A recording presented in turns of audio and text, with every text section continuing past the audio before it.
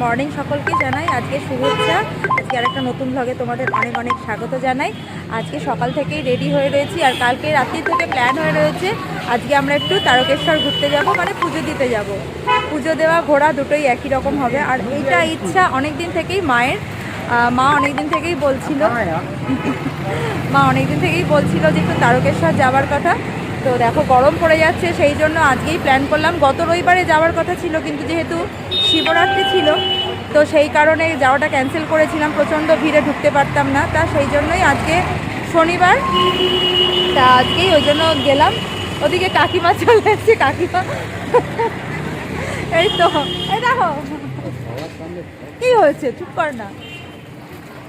তো চলো আজকে এখন আমরা উবের বুকিং করেছি, একটু আসতে টাইম নিচ্ছে। কাকিমা তো কাজে যাচ্ছে সেন্টারে।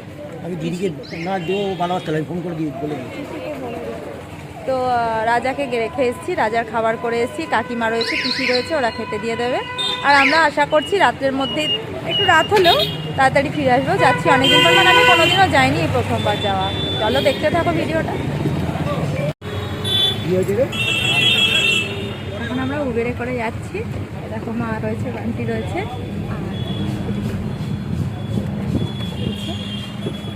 ওদিকে বান্টির বাবা রয়েছে। আর এদিকে আজকে এখন খুব রোদ্দুর, 11টা বেজে গেছে না? হ্যাঁ, 15-12টা বাজে। বাবা অনেক দেরি হয়ে গেল বেরোতে একটু। যাই হোক, সকালবেলা এই সবাই মিলে রেডি হতে হতে একটু দেরি হয়ে গেল আর কি। তো চলো। অনেক দিন থেকেই ঠিক করা হচ্ছিল আমরা তারকেশ্বর যাব। অনেক দিন থেকেই বলা হচ্ছে, মানে ইচ্ছাটা আমার ঠিক নয়, আমার শাশুড়ি মায়ের ইচ্ছাটা বেশি। অনেক দিন থেকেই বলছে যে একটু তারকেশ্বর নিয়ে চল, তারকেশ্বর নিয়ে চল। তো বয়স হয়ে গেছে, আমরাও ভাবলাম যে চলো তার মনের একটা আশা আমরা পূর্ণ করে দিই। এবার আমরা যদি না যাই তারও কোনোদিনও যাওয়া হবে না, এটাই বাস্তব। মানে সে রাস্তাঘাট খুব একটা তো চেনেই না, আর একা একা যাওয়া তার পক্ষে সম্ভব নয়। তো চলো যাই হোক, সকালবেলা বাড়ির সামনে থেকে আমরা উবের বুকিং করে নিলাম। উবেরে করে দেখো এখন ধর্মতলা ক্রস করে আমরা এখান থেকে বাবুঘাট ক্রস করে বড়বাজার ক্রস করে যাচ্ছি এখন হাওড়া স্টেশনের উদ্দেশ্যে। ওখান থেকে বান্টি গুগলে দেখে নিল যে 1:05 একটা ট্রেন আছে, দেখে চল। তো দেখো নেমেছি 1:05 হাওড়া থেকে গোঘাট লোকাল আমরা এখন ধরে নিয়েছি। এটা ডাইরেক্ট তারকেশ্বর হয়ে গোঘাট বেরিয়ে যায়। আরামবাগ লোকালও যায়, গোঘাট লোকালও যায়, তারকেশ্বর লোকালও যায়। তো আমাদের এটা জানা ছিল না যে তারকেশ্বরে আরামবাগ বা গোঘাট লোকালটাও যায়। তো এখন এখানে এসে বান্টির বাবা জিজ্ঞেস করলো টিটিকে, তো উনি বললেন যে আরামবাগও যায় আর গোঘাট লোকালও যায়, 1:05 ছাড়বে গাড়িটা। তো হ্যাঁ, আর এখন দেখো ট্রেনে বসে আমরা ঝালমুড়ি খেয়ে নিচ্ছি। খিদে পাচ্ছে, অনেকক্ষণ দেরি হয়ে গেছে না, কি হবো। মা ঝাল ছাড়া, আমরা ঝাল দেয়া।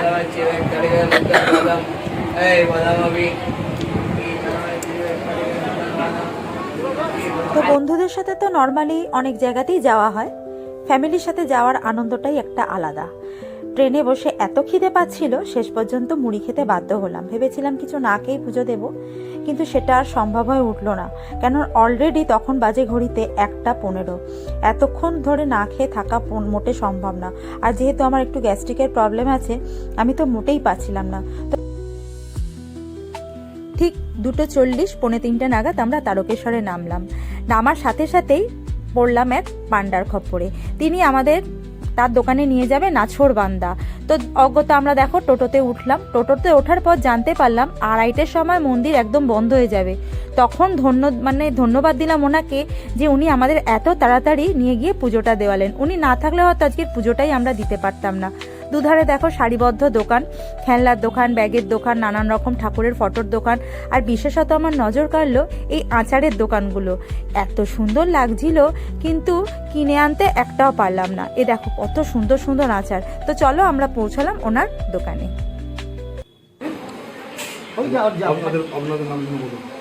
আমাদের সুব্রত দাস, সুব্রত দাস, সঙ্গীতা দাস, সঞ্জয় দাস, কাজল দাস,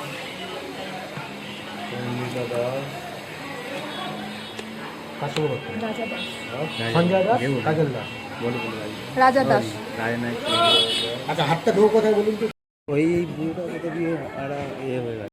আমার মন্দির বন্ধই হয়ে যাবে, যাই হোক।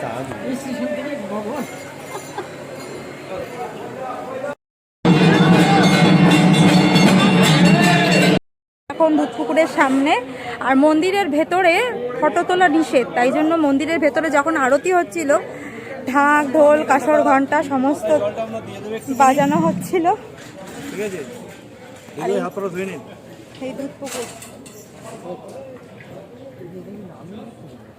এখানে তো স্নান করে না সবাই, স্নান করে আগে স্নান করতে, এখন নামিয়ে দেয় না, বলছে জল ভালো না, তাতেই চান করে নিচ্ছে। পড়বে না, পড়বে না। এইটা দিয়ে চলে আসুন। এইটা দুধপুকুর না, দুধ ওঠে না, এটার নাম দুধপুকুর।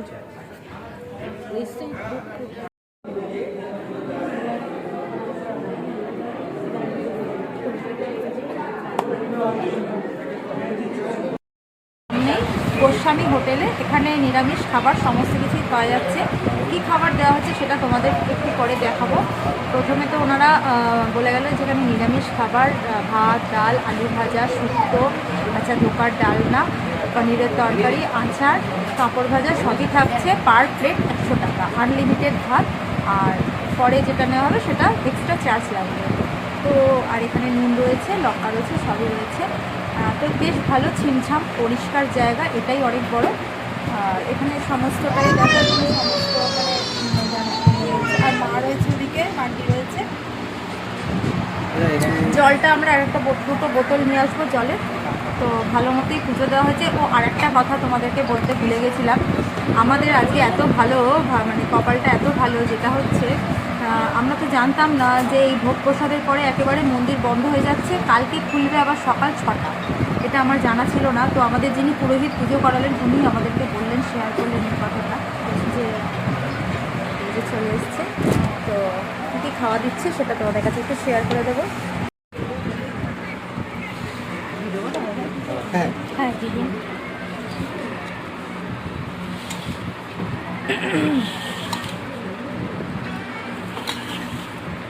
ডাল আছে তো? জলের বোতল আছে।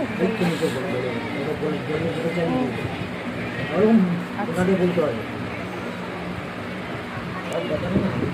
হবে একদম খামাজে চলার মতো। ঠিক আছে, ঠিক আছে, গন্ধটা ঘিয়ের গন্ধ।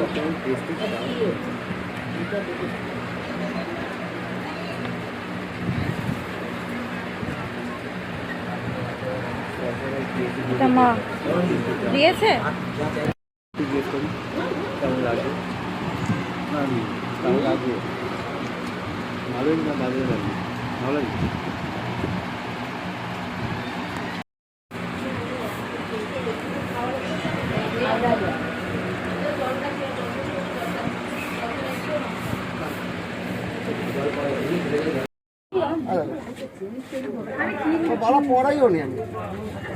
দেখ, দেখে নে, দেখি। ঠিক আছে, ভালো লাগছে, মানা যাচ্ছে। কত বলছি? কত এটা?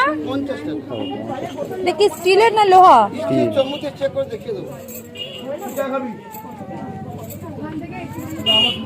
করবি তো? খাওয়া দাওয়া হলো, ঘোরা হলো। আর এখানে তেমন কিছু ঘোরার জায়গা নেই, আর দোকানপাটও সেরকম কিছু নেই দুপুরবেলা। তো চলে এসছি স্টেশনের কাছাকাছি। চলো,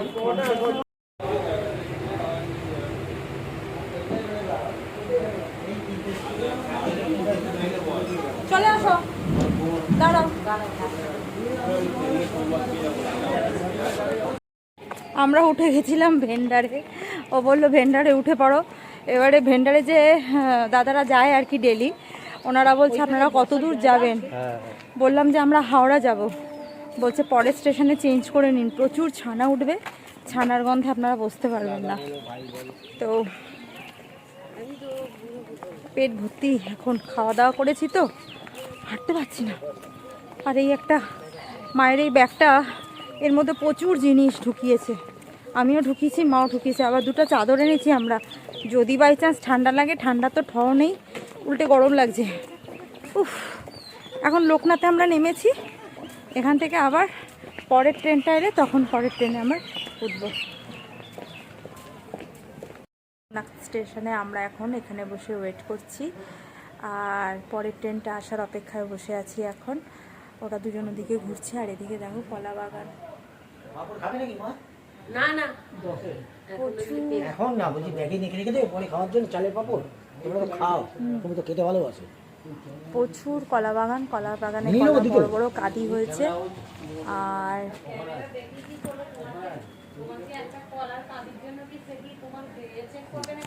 আর এদিকে দেখো, এদিকে এই কাকুগুলো বলছে এটা রেলের বাগান আর কি, রেলের পরে রেল লাইন হতে পারে। তো সেই কারণে বলছি, এখানে আমরা এখন বসে আছি 5টা 10-এ তারকেশ্বর থেকে যে ট্রেনটা ছাড়বে সেটাই এখানে এসে যখন এই স্টেশনে যখন আসবে তখনই আমরা সেই ট্রেনটায় উঠব। আর এখন আমরা ওয়েট করছি, বললো যে ওই ট্রেনটা তুলনামূলক একটু ফাঁকা থাকবে। তো চলো আর কিছুক্ষণের অপেক্ষা। এখন কটা বাজে? আচ্ছা 4:53, আর ওই 15 মিনিট বাকি আছে আর কি। দেখো পাপড় ভাইয়া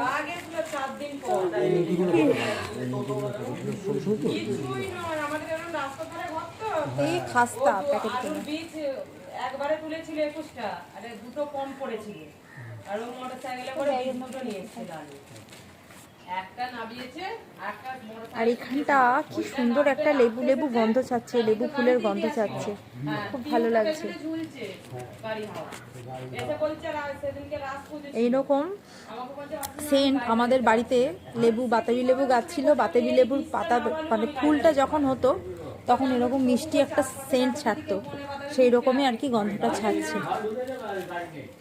কোথায় গেছিলি? ওই ওখানে বসে তোমার মনে মোবাইলটা দাও। আরে সূর্যের ফটো সূর্যের ফটো কি করে? আজকের ব্লগটা এই পর্যন্ত, আসবো আরেকটা নতুন ভিডিও নিয়ে। দেখো সন্ধে প্রায় নামতেই বসেছে, বাড়ি পৌঁছানোর তাড়া লেগেছিল। তো আজকে টাটা বাই বাই, সকলে ভালো থাকো, সুস্থ থাকো, আসবো আরেকটা নতুন ভিডিও নিয়ে।